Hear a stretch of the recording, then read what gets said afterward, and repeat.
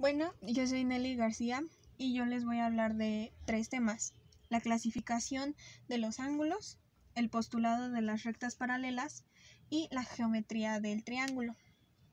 Vamos a empezar con la clasificación de los ángulos. Primero, hay que recordar que un ángulo es una abertura formada por 2 líneas que parten de un mismo vértice. Los ángulos se pueden clasificar en 3 categorías: por medida, por clase y por suma. Primero hablemos de los de medida. Tenemos primero al ángulo recto, el cual tiene una amplitud de 90 grados, como se puede observar aquí. Seguimos con el ángulo llano, el cual tiene una amplitud de 180 grados formando una línea recta. El agudo, el cual tiene una amplitud de entre 0 y 90 grados, es decir, toda esta parte de aquí entra en ángulo agudo.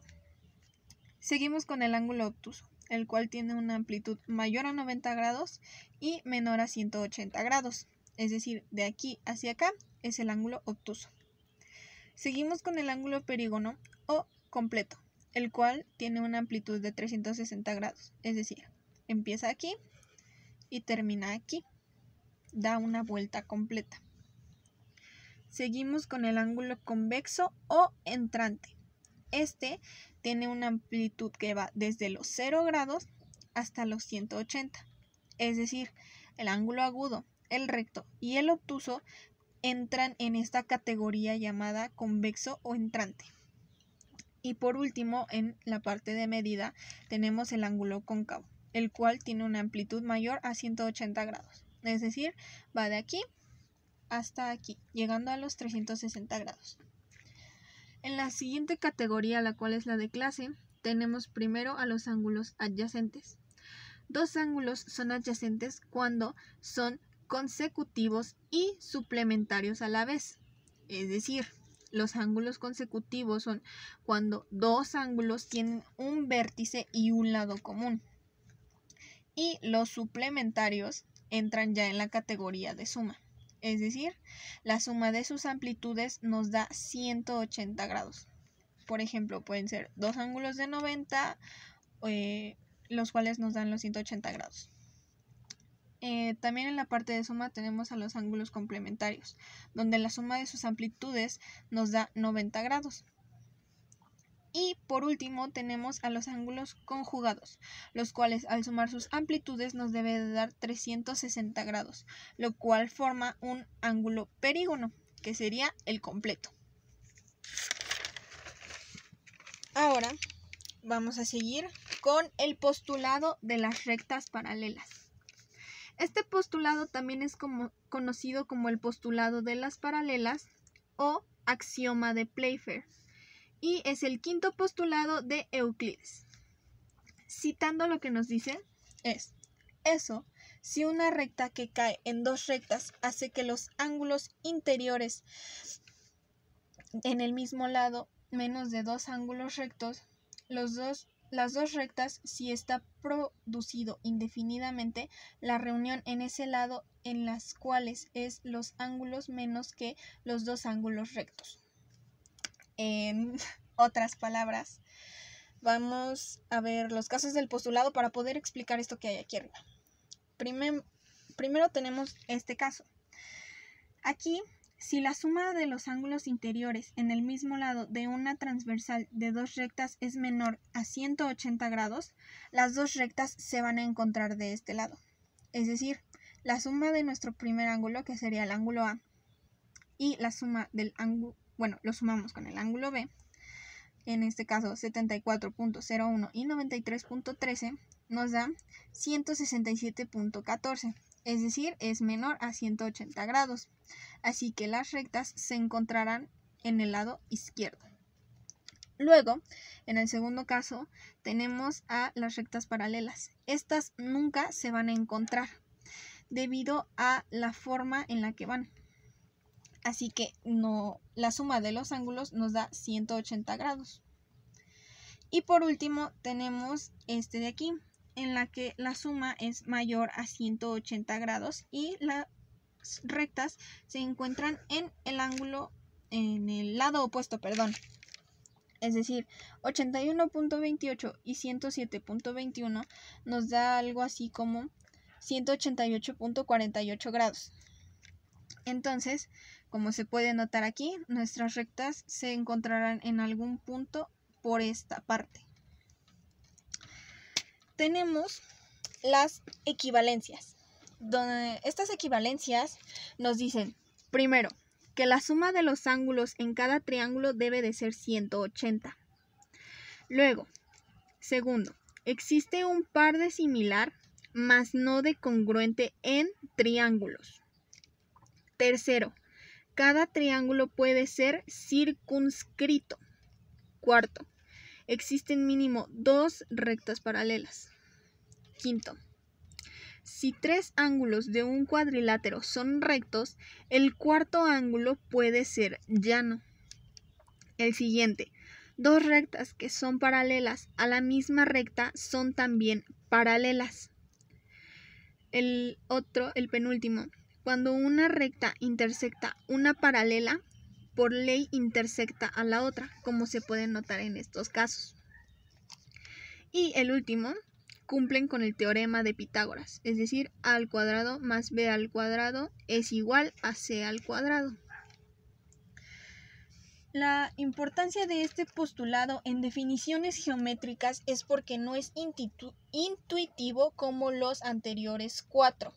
Muchos creían que sí era intuitivo y se podían resolver con los 4 postulados anteriores, mas no es así. Por eso este es muy importante en la geometría actual. Ahora pasamos a la geometría del triángulo. Este es un tema un poquito más extenso que los otros dos, pero traté de hacerlo lo más pequeño posible. Empecemos. Primero tenemos que recordar, como con los ángulos, que un triángulo en geometría es descrito como un polígono determinado por 3 rectas que se cortan de 2 en 2 en 3 puntos, como se puede observar aquí. Vamos a empezar con los tipos de triángulos. Los tipos de triángulos se pueden clasificar según sus lados o según sus ángulos.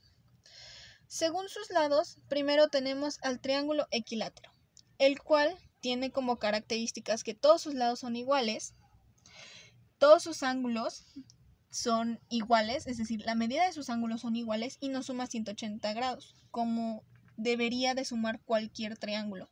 Si un triángulo no te da en sus ángulos interiores 180 grados, no puede ser considerado triángulo. Aquí se puede ver que el lado A, el lado B y el lado C son iguales. Y los ángulos A, B y C también son iguales. Luego tenemos el triángulo isósceles.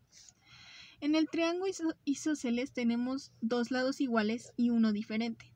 Y tenemos 2 ángulos iguales, es decir, el ángulo A es igual al ángulo C, el lado A es igual al lado C, y el A y el B, el C y el B no son iguales, son completamente diferentes.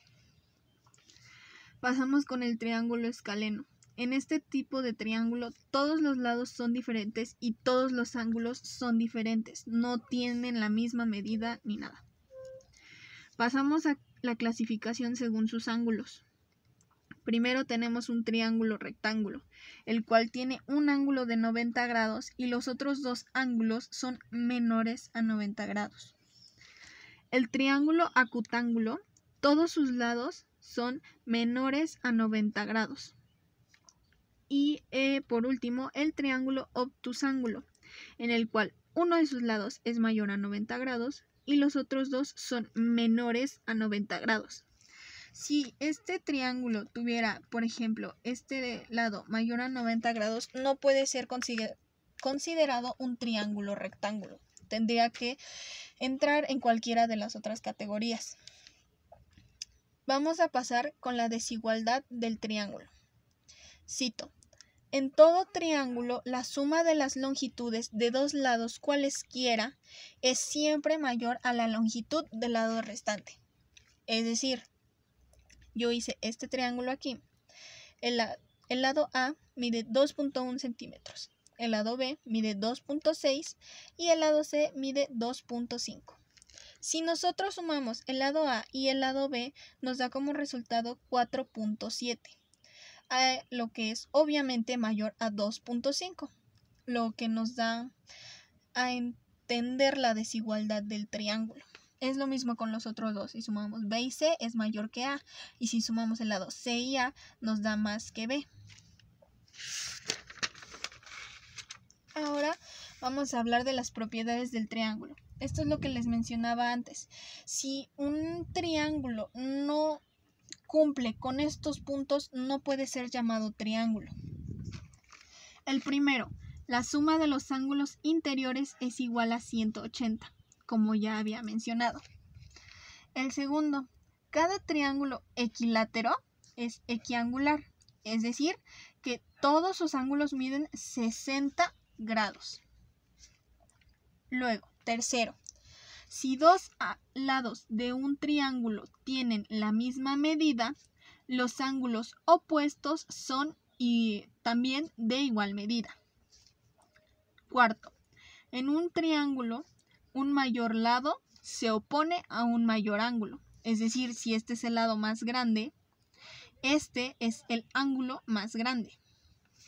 Lo voy a hacer aquí para que entiendan. Bueno, este es el lado más grande. Este viene siendo el ángulo más grande. Como ven, aquí pues, podríamos decir que es de 90 grados. Luego, el valor de un ángulo exterior de un triángulo es igual a la suma de los dos interiores no adyacentes.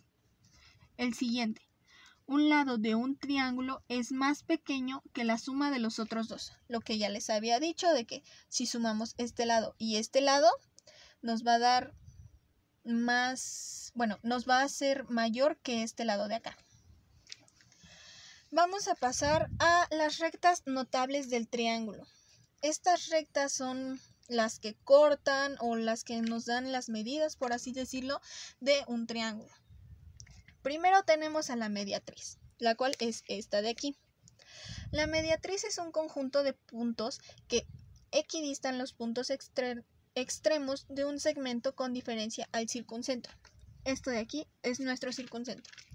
Esto de aquí son nuestras mediatrices. Pasamos con la mediana. La mediana es un segmento de recta que se traza desde un vértice hasta el punto medio del lado opuesto. Es decir, nos está partiendo a la mitad el triángulo. Aquí un triángulo tiene varias mediatrices, varias medianas, varias alturas y varias bisectrices. No todos los puntos centrales se llaman del mismo modo. Primero tenemos en la mediatriz al circuncentro y en la segunda tenemos al baricentro. Pasamos con la altura. La altura es un segmento perpendicular trazado por un vértice del triángulo hasta el lado opuesto. Este tiene que ser completamente derecho, no pasa a esta parte de aquí.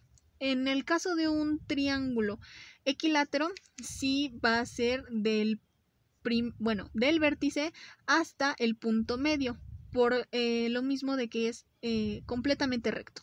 Entonces aquí podemos ver esta altura es recta, mientras que el lado va un poco inclinado hacia abajo. Aquí también es recta, mientras que este lado va un poco inclinado hacia la derecha. Y por último tenemos a las bisectrices. Las bisectrices son un conjunto de puntos del plano donde está contenido el ángulo que equidista de los lados del ángulo. Tiene dos bisectrices, la interna y la externa. Por lo general, una bisectriz, como se puede ver aquí, nos lo parte a la mitad, casi como la mediana, pero este nos lo daría exacto, por así decirlo. Si nosotros dobláramos esta figura a la mitad, nos tiene que salir algo así como un eje de simetría.